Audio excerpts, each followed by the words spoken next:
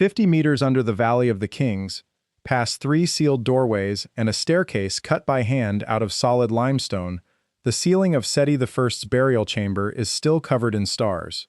Blue background, yellow points, the constellations of the Egyptian sky charted out more than 3,000 years ago by artists working in a room with no windows, no shafts, and no way for daylight to reach them. The paint is intact. The detail holds up under a flashlight from 6 inches away. And there is no soot on it, no smear or shadow, none of the faint gray haze a burning torch leaves on stone within an hour of being lit. Whoever painted that ceiling worked for what had to be days at close range in total darkness, and left the walls around them exactly as clean as the day the plaster went on. Egyptologists have known about this for a long time. They don't talk about it much, because there isn't a clean answer, and because the moment you start asking how it was actually done, you end up somewhere they'd rather not go. This episode is about that question, and about a slab of carved limestone 400 kilometers north of that tomb that might be the closest thing to an answer anyone has found, though nowhere close to proof.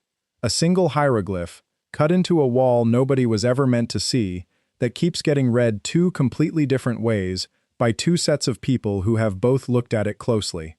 If you're enjoying this story so far, don't forget to hit the like button and subscribe. Drop a comment telling me where in the world you're watching from. I love hearing from you. The textbook answer for how Egyptian tomb painters saw what they were doing is torches. Reed wicks, linen wicks, shallow bowls of oil, the same basic lighting technology used across the ancient Mediterranean for thousands of years. It's a reasonable answer, mostly because it's the only lighting technology anyone has actually dug out of the ground near these sites. Lamp fragments turn up in the workmen's village outside the valley. Wick holders appear in tomb inventories written by the very scribes who managed construction. Nobody is claiming ancient Egypt had electric light in any modern sense. But reasonable and sufficient are not the same thing, and the soot problem does not go away just because torches are the only technology anyone has found. If oil lamps and hand-carried torches lit these chambers, the chambers should show it. Some of them do, clearly and consistently. Seti's tomb, one of the largest and most finely decorated royal tombs in the entire valley, mostly does not. Seti the First's tomb runs back into the hillside for more than 130 meters, deeper than any other tomb in the valley, through corridor after corridor, and at least 3 separate staircases before it reaches the burial chamber. It was found in 1817 by Giovanni Battista Belzoni, and it remains one of the most completely decorated royal tombs ever uncovered. Walls and ceilings covered floor to roofline in painted relief, funerary texts, and that star chart over the sarcophagus hall. Every inch of that decoration had to be planned, sketched, carved, and painted by people who could see well enough to keep a line straight in near total darkness, well over a football field's length from the nearest patch of open sky. The Egyptian Ministry of Antiquities has surveyed the tomb repeatedly since Belzoni's time. The near absence of soot deep inside the chamber is not a secret, it's sitting in the site reports. It has just never been the headline. Compare that to the workmen's tombs at Deir el-Medina, the village where the Valley of the King's own builders lived and buried their families. Those chambers are smaller, less prestigious, and considerably closer to the surface, and a good number of them show real fire damage, blackened lintels, smoke-stained ceilings near the entrance, exactly the kind of residue you'd expect from someone lighting a torch and carrying it down a corridor. That's the control group. It shows what open flame actually does to Egyptian limestone and plaster over time, and it isn't subtle. It doesn't fade with age. It is, however, almost entirely missing from the deepest, most finely painted rooms in the valley, the rooms where you'd expect the most hours of close, sustained light. The leading explanation for decades has been sunlight, redirected. Modern conservators working inside Egyptian tombs today still use polished metal or glass mirrors, angled in sequence, to bounce daylight around a corner and down a corridor without introducing any open flame at all, and it's entirely plausible that ancient workers found the same trick using hand-polished bronze or copper. Bronze takes a mirror finish well, and Egypt had plenty of it. A relay of 2 or 3 mirrors, each catching the reflected light of the one before it, could in theory walk sunlight fairly deep into a tomb before the image degraded past the point of being useful. For the first 30 or 40 meters of a corridor, on a clear day, with the entrance facing the right way, this holds up. It's a real technique. It has been demonstrated. There is no reason to think Egyptian builders couldn't have used something close to it. The problem is geometry. Seti's burial chamber sits past 3 separate staircases and at least 4 right-angle turns, well over 100 meters from the entrance, at a depth and an angle where no sequence of mirrors, however well polished, has ever been shown to carry usable light. Reflected sunlight loses intensity at every bounce. Modern attempts to replicate the mirror relay technique start losing practical illumination after 2 or 3 reflections, long before they'd reach a chamber this deep. Even granting that a longer relay might theoretically work, it would only function for a few hours around midday, only when the sun sat at the right angle outside, and only if nobody moved a single mirror for the entire stretch of time it took to paint a ceiling covered in individually rendered constellations. Mirrors get you partway into this mystery. They do not get you to the bottom of it. The other standing explanation is chemistry rather than optics. Egyptologists have proposed for years that lamp oil mixed with salt, or with natron, the same mineral used in mummification, burns with a shorter, cleaner flame and produces less visible soot than plain oil. Modern reconstructions of ancient-style lamps using salted oil do burn noticeably cleaner than lamps with untreated wicks. It's a real effect, chemically sound, and it would explain why some deep chambers show only faint smoke traces instead of heavy blackening. What it doesn't explain is zero. Controlled tests with salted oil lamps run over the kind of extended burn time a mural this size would actually require, still deposit measurable soot on any surface held close enough to see fine line work by. Seti's ceiling shows none of it, not even a trace. Before this goes any further, everything up to this point is documented. The tomb, its depth, the soot survey, the mirror technique, the salted oil experiments. What comes next is not a settled answer.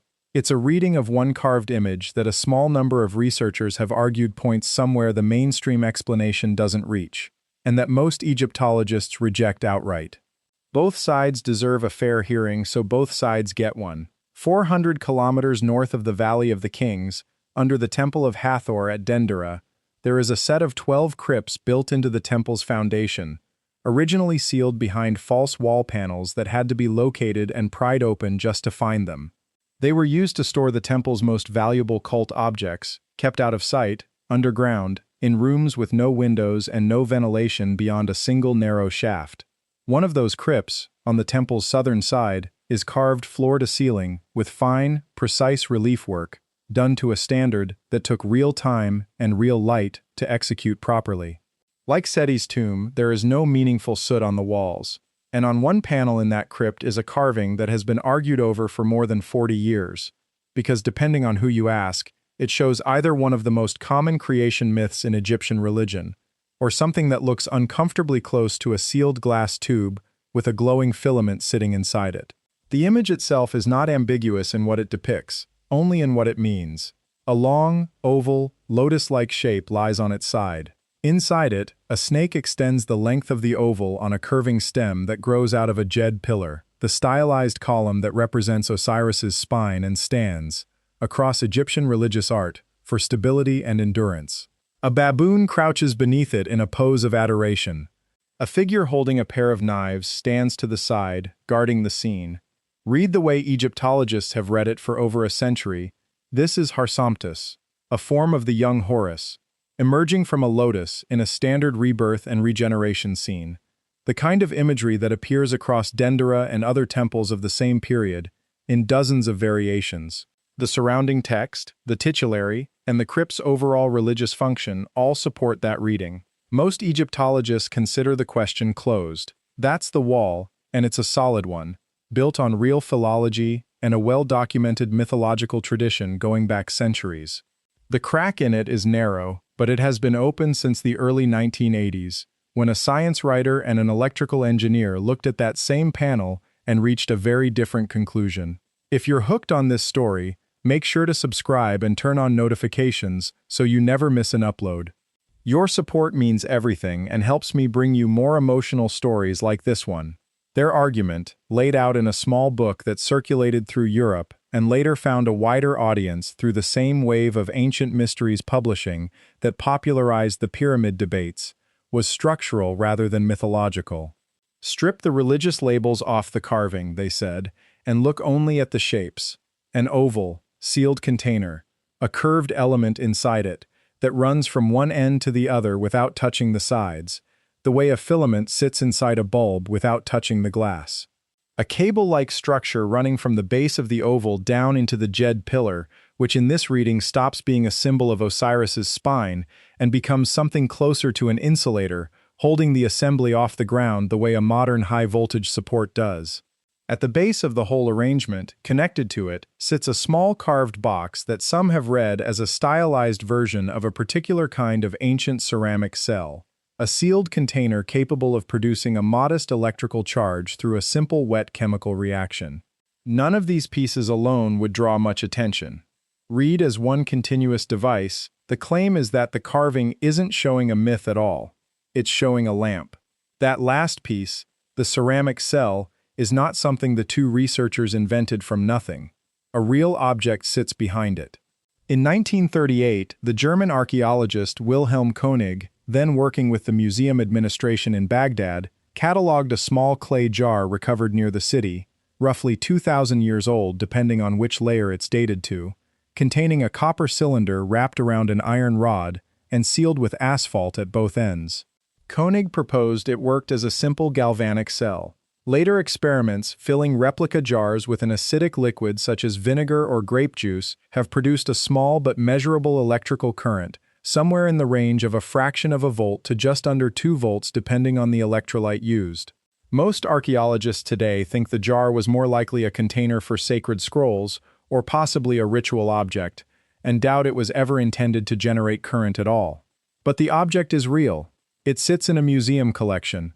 Its shape has been replicated and tested more than once. A popular science television program even built a working replica and used it to light a small bulb on camera, which proved the underlying chemistry works at that scale and proved nothing at all about what the original jar was actually for. Whatever it was built for, it demonstrates that the raw materials and the basic wet cell chemistry needed to produce a small charge were sitting within reach of people in the ancient Near East, long before anyone would claim they were being deliberately used to light anything. That gap between chemistry that clearly worked and a purpose nobody can prove is exactly the gap the Dendera argument is trying to jump.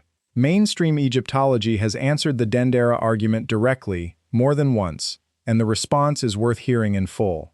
The Jed pillar appears in this exact configuration, lotus and serpent included, on temple walls with no crypt, no darkness, and no possible lighting function attached to them whatsoever, which is difficult to square with the idea that it's a technical diagram rather than a religious motif that simply repeats across the building. No wire, no bulb, and no fragment of anything resembling ancient electrical equipment has ever been recovered from Dendera or from anywhere else in Egypt. The so-called cable is snake iconography that shows up constantly throughout Egyptian religious art in contexts that have nothing to do with light.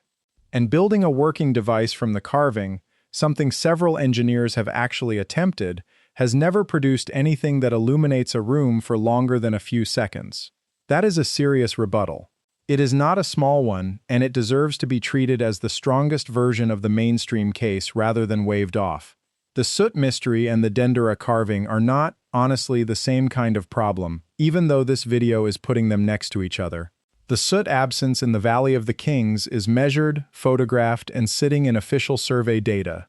Nobody seriously disputes that it exists, only what caused it. The Dendera reading is an interpretation of a single image, contested by the people who study that image for a living, and it may simply be wrong. Lining the two up doesn't make the second one true.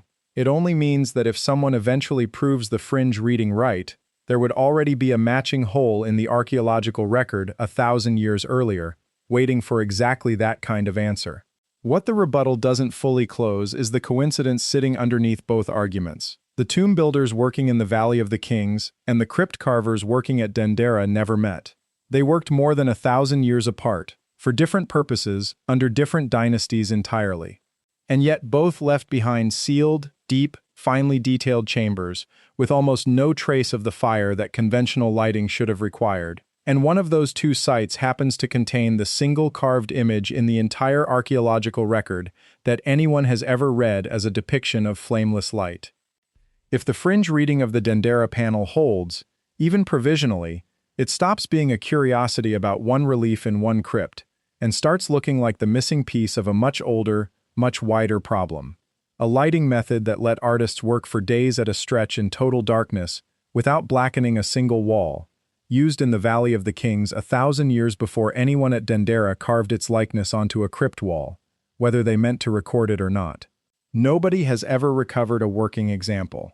Nobody has built a full-scale replica of the Dendera device from the carving alone and gotten it to produce usable light, and the handful of attempts that have tried all failed at the same stage, the point where they needed a power source the carving doesn't clearly show how to build. The crypt itself is rarely open to visitors and has never been swabbed for the kind of residue analysis that settled the soot question at Deir el-Medina. The Valley of the King's own soot survey has never been formally cross-checked against the Dendera panel in any published study, mainstream or otherwise. Two real anomalies, 1,000 years and 400 kilometers apart, both still waiting on the one test that would actually connect them, or rule the connection out for good. The Egyptian Ministry of Antiquities has occasionally granted narrow research access to both sites for unrelated projects, muon scans at Giza, structural surveys at Dendera, but nobody has ever asked for a joint study built specifically around the soot problem and the crypt carving in the same application. Until that happens, both anomalies just sit there, filed separately, in two different countries' worth of paperwork, technically documented and functionally unexamined. Seti's ceiling is still down there tonight, stars intact, walls clean, 130 meters of solid rock between it and the nearest ray of sun. Whoever painted it saw what they were doing clearly enough to place individual stars without a single visible correction. And at Dendera, behind a wall panel most visitors never see, the same underlying question is carved in stone and has been for 2,000 years. A myth to almost everyone who has studied it, and to a small, stubborn minority, a diagram nobody has yet worked out how to build. Beneath one of the most heavily decorated tombs in the Valley of the Kings, a ceiling covered in painted stars is still spotless. No soot, no smoke stains, nothing to show for the light it took to paint that detail onto solid rock more than 100 meters underground. The two standard explanations, mirrors and treated oil, both run into the same wall the deeper the tomb goes. 400 kilometers north, a carved panel sealed inside a temple crypt at Dendera has spent more than 40 years splitting Egyptologists from a small group of researchers who read it as something else entirely. A diagram for a light source with no open flame at all. This video lays out both cases in full: the tomb survey, the mirror relay experiments, the salted oil chemistry, and the crypt carving two fields keep reading two ways. It also covers the real 1938 Baghdad discovery that put an ancient wet cell battery on the table, and the counterarguments mainstream Egyptology raises against reading Dendera as anything but myth. This video explores theories and open questions about ancient history and is intended for education and entertainment. It distinguishes documented evidence from speculation where possible, but some interpretations are not established academic consensus. Explore the primary sites, texts, and research for yourself. Thank you so much for watching until the end. If you loved this story, check out the other videos on your screen now. I think you'll really enjoy them. And don't forget to subscribe if you haven't already. See you in the next story.